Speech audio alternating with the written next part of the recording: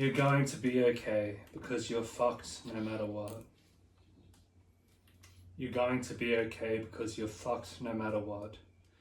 Darby Hudson, copyright 2024. Intro.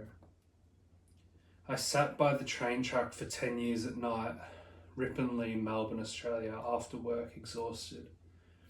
It was a sacred space between home and job, where I'd find a sense of timelessness, a crow's nest of the self, where I'd try to make sense of the world. I loved watching trains light up this place. Hordes of computers flung past through this riverbed of steel, like industrial fireworks. Here I collected these following little ideas, jigsaw pieces to create my own picture of life, one that made sense to me.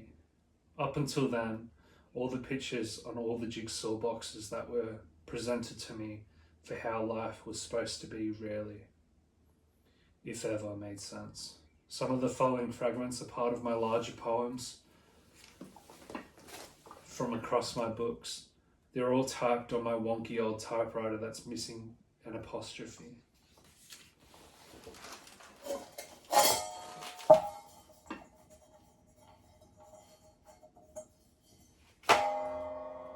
A few things first. Some of the most famous people you'll ever meet have no followers, no audience. Spotlights rarely highlight greatness. They're mostly designed to cast the many in darkness.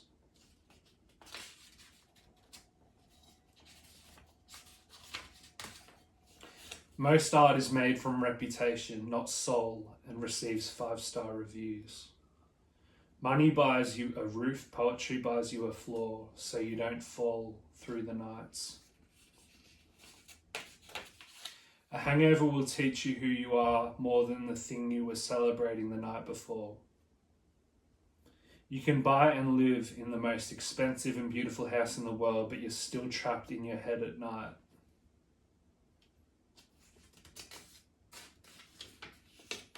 Keep doing your silly little thing. Other people secretly love it. Keep letting your mouth say all the pointlessly beautiful things. Your ears secretly need it.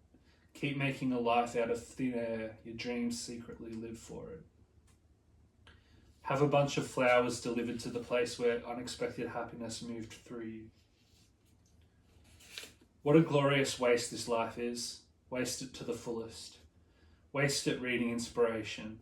Waste it with art, jobs, cloud gazing, good ideas, memes and poetry. However you'd like. Fuck it up, then fuck it back together. This beautiful life where only crying and music are real. We all get to be nobodies for just a moment. Then let's take off our shoes and ghost on.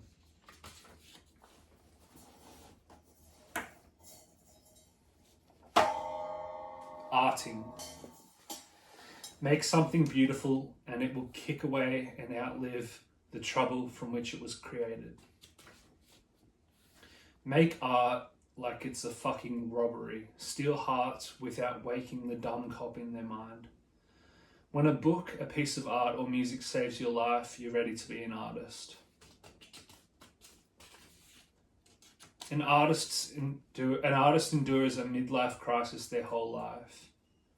If you can smuggle your 3 a.m. self into all your 3 p.m.s, you're an artist. Kick yourself out of a life and go broke for art. I once told a friend, sorry, I can't fix your broken door, but I could possibly write a beautiful poem about the door's brokenness and how it makes me feel. That's what I hate about most poetry. Poetry sells the problem, not the solution. It's always been a bad business model. The world wants you to turn on yourself and pretend it's for your own good, because you're dangerous when you make something beautiful. You can't write a poem by setting out to write a poem. In the same way, you can't see something in the dark by looking directly at it.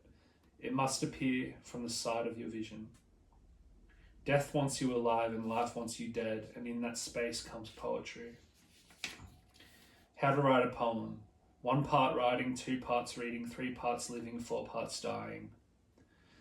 Sometimes that one band, one piece of art, one book comes along and makes everything else seem like it's pretending. It's a relief. Science is always scrambling to prove what the heart and poetry already knew. Sometimes feeling something to be true is strangely more than knowing it to be true. Writing is a form of listening to the shapeless silence within. Sometimes I don't need a poem that sends smoke signals on a windy day or knocks on the front door politely, but instead drives a truck through the front window and loots the place. Stand alone in an empty supermarket aisle, a little lost, and 2 or more people will appear and gather next to you for no good reason. They think you've found what they're looking for. This is much like most of life, and sometimes even writing poetry. We earn our stories, they're not free, and we pay a huge price for some. It only takes a small amount of trouble to set a poem alight. The best and most true art can be found in wrong and fucked up text between friends. Society is designed to willfully misunderstand you, then use it against you, and the machine of society may seem larger than you, but it is threatened by the inner magic of the individual.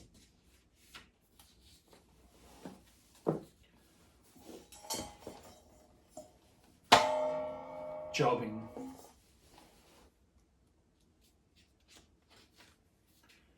Nine to 5. Bed, train, desk, train, bed, train, desk, train, bed, train, des, trin, b-e-d-d, tran, dex, trinia, baby. Employment is where you're paid to turn strangers into friends, then back into strangers until you become a stranger to yourself.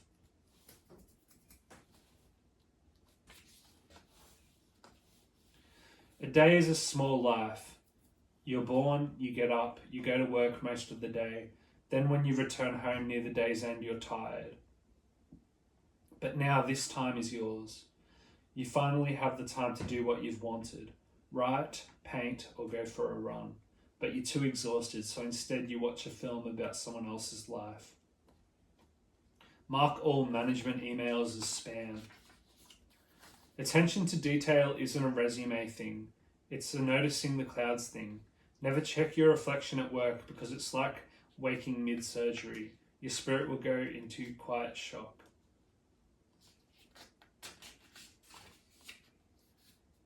LinkedIn success story. I failed and failed. Then with my last $2 I hailed a cab, travelled 10 metres down the street, got out, and then the sun came out. A leaf blew from a tree, a bird sang, and I was rich. A job interview is where you have to prove you're worthy of staying alive by pretending that you're dead. Getting out of bed to go to work should be the number 1 skill on your resume, but a whole lot of other certified anti-life crap is instead. A life, get your shit together soon, becomes get your affairs in order. How lives are mostly lived. Today, I didn't die, but I wasn't alive. Staying in a job for only 2 pairs of worn out shoes, longer and you're walking in circles. A resume is a mounting collection of evidence that your childhood never existed. A resume is a reverse bucket list of shit.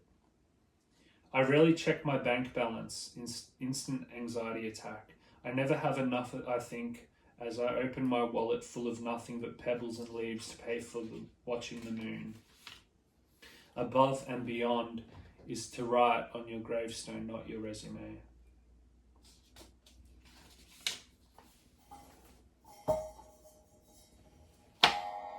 Inner child, outer adult. Dying bee.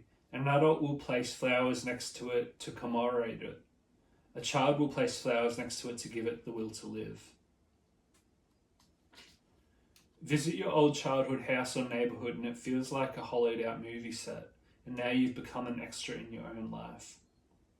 Some of us belong to a time before the internet where the truth was more readily available because you couldn't Google it. You'd ask your heart for its beautiful misinformation. Thankfully, labeling things reduces things, makes them easier to manage. As for naming mountains and stars, they'll shrug them off long after we are dead, and your spirit will shrug off yours. You can't diminish awe. I was bored when Mum took me on nature walks as a kid, but now I crave nature. It's essential. I've realised I was bored as a kid on those walks because kids are nature. We slowly become separated from it. A small red spider scurries across the glow of my phone screen. For a second I think I can screenshot it, then remember the loveliest things can never be saved. When I text someone, I press send as soon as I finish the text quickly without rereading it, so it maintains the original energy of intent, my dumbness fully intact. At what point does science separate the wind from the tree? Let's still believe a tree jumps and moves by itself. I miss when the years were marked in colours and scents and animals and insects, not numbers.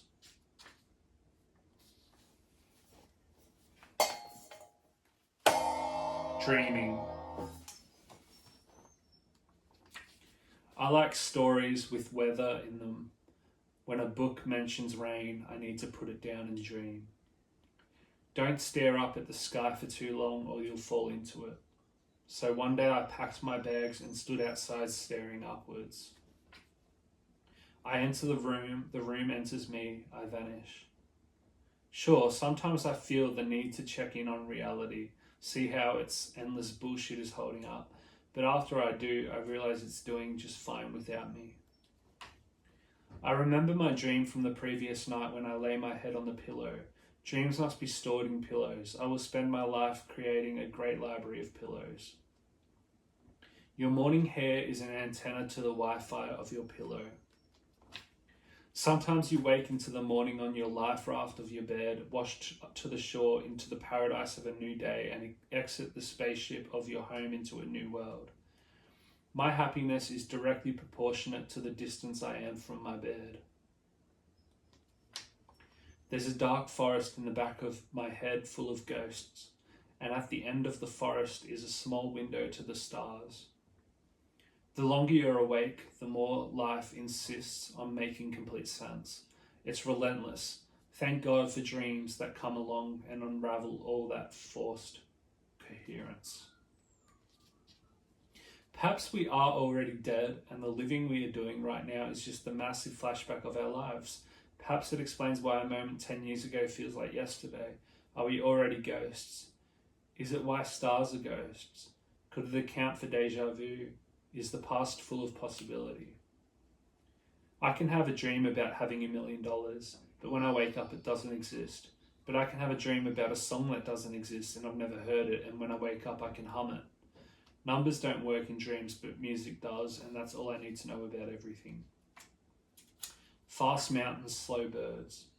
There's a door in the music, a door in the cloud, a door in the eye of a cat, and they are all connected in the same room. I will meet you there in some improbable dream or endless night.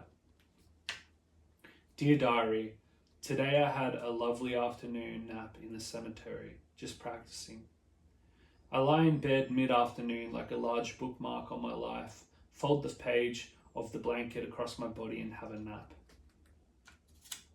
My shadow is a black sack full of last night's dreams, emptied of stars. Time is loaded with endless night. Sleep is the velvet gunshot to the head, a star-splattered sky.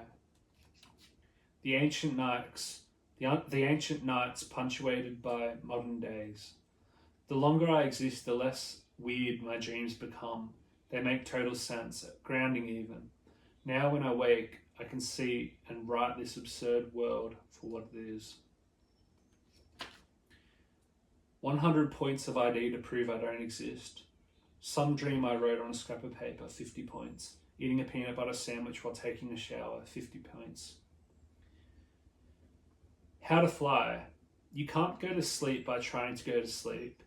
You've just got to let it happen. Same goes with flying. Why do we wonder what we are doing with the rest of our lives at 3 a.m. and only the next hour at 7 a.m.? Beginner's Guide. We are all weird. Everyone's pretending. No one knows what they're doing. And we are all truly fucked, no matter what. Smuggle your weirdness through years of the cult of sensible, school, jobs, family, and you'll find yourself waiting on the other side with a gift for the world. Sometimes taking a risk isn't really taking a risk. You either do the thing or a massive part of you dies inside. One day you will meet yourself and it will come as a shock. A stranger who knows all your secrets. You are coming to save yourself. You can either hold your breath for an entire life and then finally die, or you can do the thing you were born to do, and it might not work out, but there's only one way to find out. Big talk has gotten us nowhere. Small talk can save humanity. Let's chat in a quiet street about the rain sometime. Sometimes a fuck up isn't really a fuck up. It's the angel on the shoulder of the devil on your shoulder. You are made of stardust and poo particles. Don't get ahead of yourself. My drunk self deeply regrets all my sober decisions. You're going to be okay because you're fucked no matter what. Throw your hands into the air and give everything over to the sky. Starting anything takes guts. Knowing when to finish takes style. Sometimes you just have to cockroach the shit out of life. If someone asks, how are you going today? Look over their shoulder, focus on the farthest point on the horizon, and in a lowered voice answer, incredible. Sometimes leaving is the loveliest form of arriving. Everything you do or say will be used against you by your brain. I love the positivity of the word up in fuck up. It's not down or sideways. You're flying. Fuck up. See what happens. It could be beautiful. Eventually, you'll discover that making the same mistake over and over is the right thing to do if you wait long enough. When you have nothing to lose, sometimes people will smell that and reward you with something to lose, and the frustrated and talentless will try to take it from you, sometimes successfully. But frustratingly for them, they can't take away the fact you had nothing to lose to begin with. I read the book, 1,000 pages long, How to Be Patient. If someone's building you a pedestal, they're also digging you a grave. It's funny how you can appear to be wasting life for years, the long, lonely route, and people around you think there's something very wrong with you, but then something happens, a turning point, and you realize that somehow, impossibly, you knew what you were doing all along. I don't like your politics, but I like your magic. We've got to learn to separate the divine from the dumb human. It's also always good to practice to look in the mirror each morning and tell your reputation to go fuck itself. Life is short, life is long, nothing's right, nothing's wrong. Follow the beautiful old broken compass of your shoulder shrug. The only way not to become a sleepwalker is to ditch the narrative, lose the plot, and remember mistakes and dreams are holy. Sure, strive to be better than you were yesterday, but remember to massively fuck up from time to time to reset the difficulty level. If you do it, you're fucked. If you don't, same thing. It all leads to the same place, where the grass was always greener. So you may as well live a life of flat out regret, because mistakes were invented for the truest kind of laugh. You feel you've done so much, yet nothing at all. You feel the magic of nostalgia and complete regret. You feel you're going to be okay and that you're totally fucked.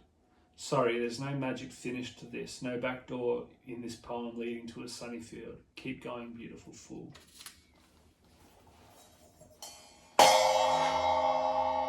Life things. Life isn't nailed together with numbers and facts.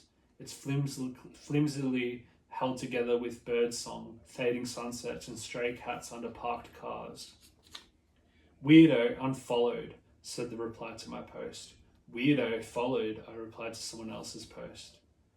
Don't worry, there's lots of goodness in the world. It just can't be bothered getting on social media platform. People reverse park their car into the supermarket car park to gain control over what little they can. Things suck, then things don't suck, then things suck again.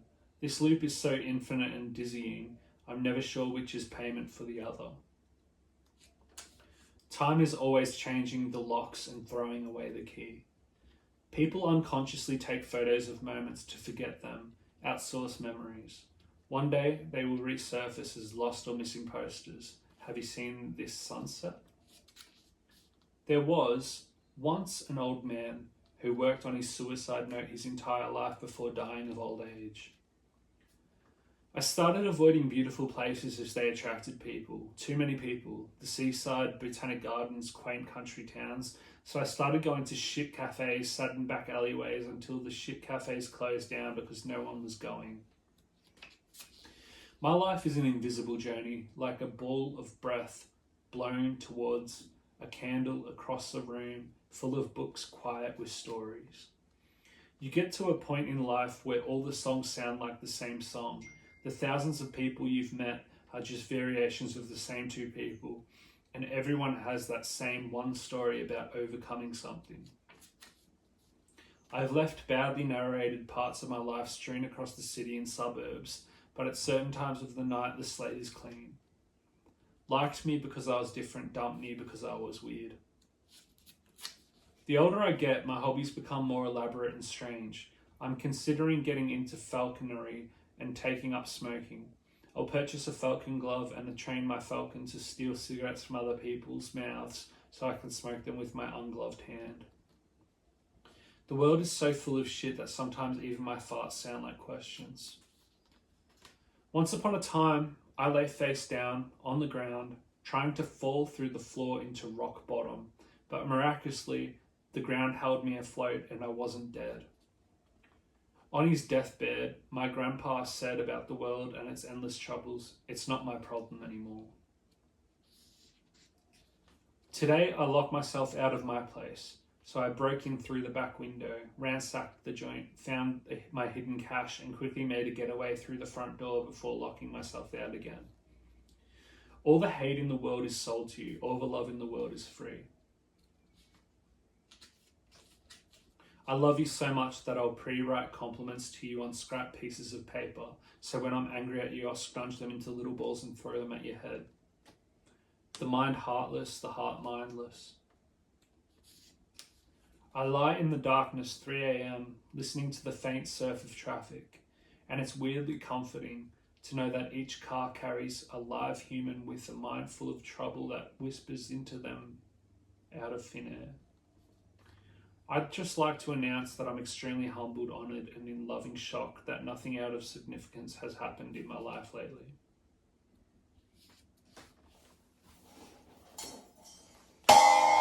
Magic everywhere. You are a tornado full of confetti and I love you. You are a mountain of tiny courages. Night trees speak to me in a braille that stands on my shoulders and arms. Walking a dog on a long leash is really just flying a ground kite. Through the kitchen window, a spirit in the shape of a cat chases the wind in the form of a leaf. One day, all that will remain of you will be a lingering smile you left in a street from a moment of unexpected happiness, a happiness that arrived without a plan, a beautiful glitch in the system, and in a lifetime from now, someone's going to stroll through the space where you planted that smile and feel good for seemingly no reason at all.